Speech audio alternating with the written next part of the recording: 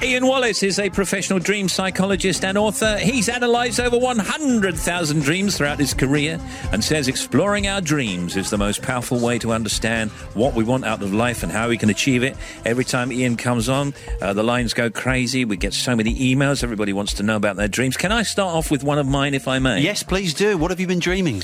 I've been dreaming that I'm trying to find a ball, like a red ball, and I think there's a blue ball in there as well, in a kind of booth that looks like, you know, those amusement things with the crane. You know, those old things... Where the arm came out and you tried to grab something, yeah. A giant one of those, but it's full of peanuts. And I'm trying to get these balls, and there's no crane in there or anything. Do you see what I'm trying to say, Ian, or not? Yes, I've got a very good picture of that, Steve. Yeah, anytime we dream about a ball, then usually you're dreaming about some sort of game, so there's some sort of opportunity. I'm trying to find the ball, Ian, in the kind of, I don't know what you call it, a sea of peanuts, I think they were. Yeah, so there's some opportunity in amongst all this stuff that seems quite inconsequential, and because you're trying to, it's a red ball, so it's something that you're quite excited about. So there's some opportunity in waking life that you're trying to find, but you're finding it quite difficult to actually rationalise that in waking life. Okay. Linda Kane, how are you? I'm fine, thanks. Now you're in southwest Scotland, and tell us about your dream. Ian's listening to you right now. Right, Ian, I have this dream. I'm in a house. Now, it's a different house every time. And this house that I'm in, it's in a state of disrepair. There would be the roof's caved in, or it's very damp, dirty, windows are broken, and I can't get it fixed.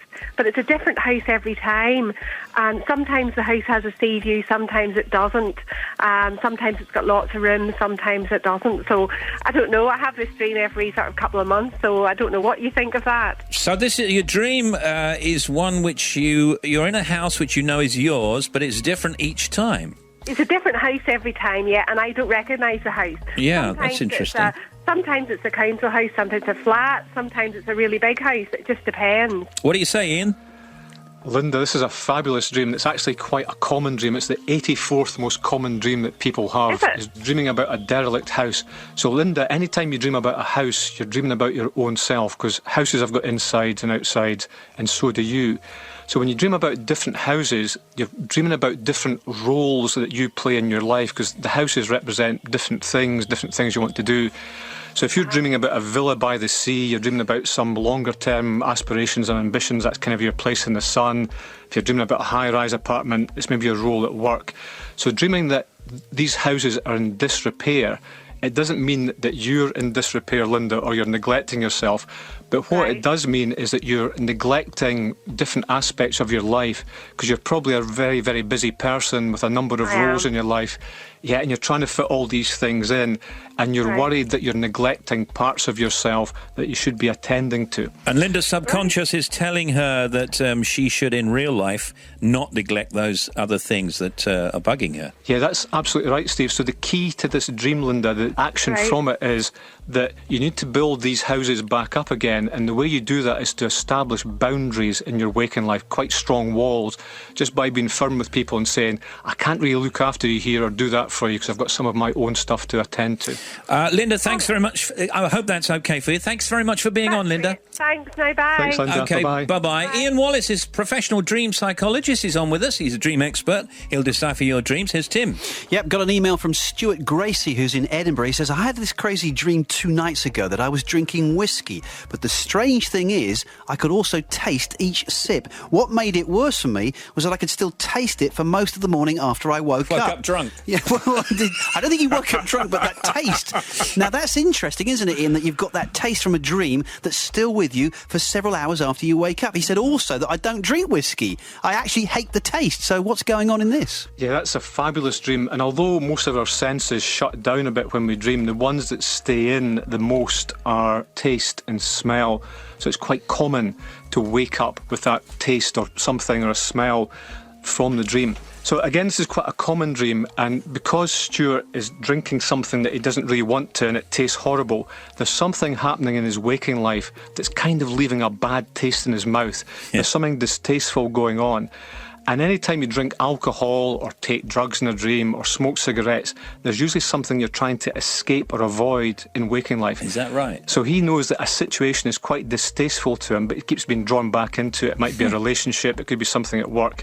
But what the dream is saying to him is that he needs to deal with this issue and get rid of this bad taste. Fascinating. The whiskey represents a relationship. Here's an email from Julie. Every so often I dream that I'm walking somewhere. I'm always walking to a different place, but each time I soon find it difficult to walk. It's as if I'm going uphill, but the pavement is flat. What do you say? Yes, this is a great dream from Julie. So again, it's quite common. It's the 12th most common dream. Anytime you dream about walking, you're thinking about something that you're trying to achieve under your own power or energy in waking life, because your legs are your motive force. So Julie's doing something where she's making a sustained individual effort to do something, and she thinks it should all be easy and straightforward. It's a level playing field, everything's flat. But she's having to put in lots and lots of effort. So she's realising now that it's a bigger challenge than she thought it was. She's underestimated the challenge, and it's slowed everything to a crawl. So what Julie needs to do to act on this dream is just decide one step she can take to move forward with it. OK. Ian Wallace, by the way, is not in the studio with us. We're doing it as astrology style this week because our astrologers are hardly ever here. They're on the line somewhere, and he's on an ISDN in your home, I expect. Well, I don't know where you are. Are you in a studio somewhere? I'm in the BBC studio in Edinburgh, Steve. Oh, that's lovely. Well, would you give our best to everybody there? I will do. OK. I'll be back in a moment. This is Steve Wright in the afternoon.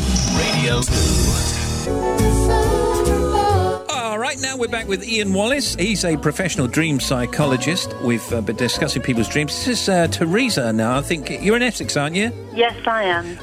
Now, tell us about your dream then, Teresa. I have a recurrent dream that I'm on holiday, and more recently it's been that I've been on a cruise ship, visiting various places.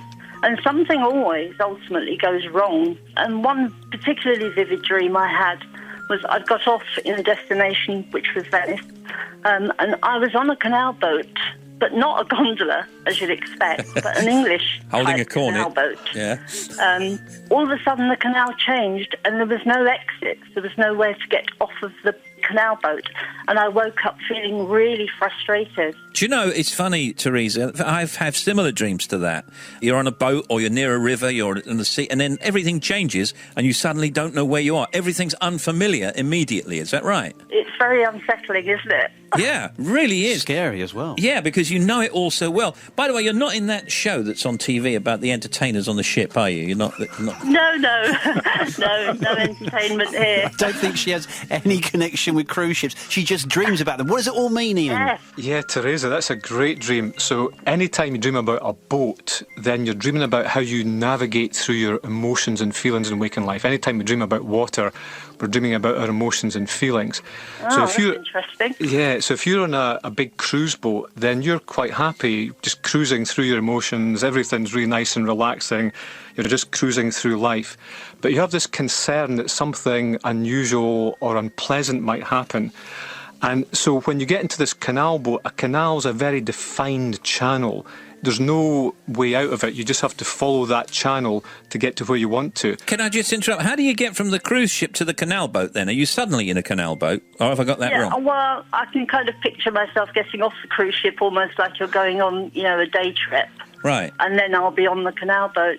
It's not the deal you thought it was. It doesn't have to be a smooth change of scene in a dream. Well, no, because dreams don't make any sense. So what, in 2 sentences, Ian, give us a kind of, give us what that means. Right, so there's some specific emotional issue that you have, Teresa, that you find a bit frustrating, and it seems there's no exit from it. But apart from that, the rest of your life seems really, really lovely. Okay. There you go. Thank you, Teresa. Thank you very much. Thanks for being on. Bye now. Bye. Ta-ta. Thank you. Bye. From James in Telford, this one, Ian. He says, I had a recurring dream when I was a kid in which I was chased by clowns around the bedroom of the cottage where I grew up. I hate that, don't you? I hate anything to do with clowns in a dream, full stop. I wonder if James was in a clown car or anything like that. Well, listen, let me just add. Okay. The clowns would chase him around the kitchen table like they were the Keystone Cops. Yeah. That's even worse. Because those cars, they fall apart, don't they? Shout for help. Those shoes are too big. Yeah. I'd shout for help, and my granddad would tell me that I had to pour cold tea down the back of their collars to make them disappear, at which point it was me chasing them, slopping tea at the clowns. So, Ian, please, can you explain that one? Yes, so as we all know, being chased is the most common dream that everyone has. Is that the number one? It's absolute number one top dream. Yeah. So when we're being chased, there's some aspect of yourself that you feel you need to escape. So there's something when James was a child, he felt he needed to run away from this thing, and part of himself was probably just clowning around a lot, and he felt that he was being told off for clowning around. When we dream about a table, it's usually a relationship, and if it's a kitchen table, it's usually a family or parental relationship, often a mother. So there's something where he's been told off by his mum or dad that he's clowning around too much. And then any liquid, as we said in Teresa's dream, is to do with emotions and feelings. So a hot liquid is really hot, passionate emotions, but a cold liquid is just cooling things down.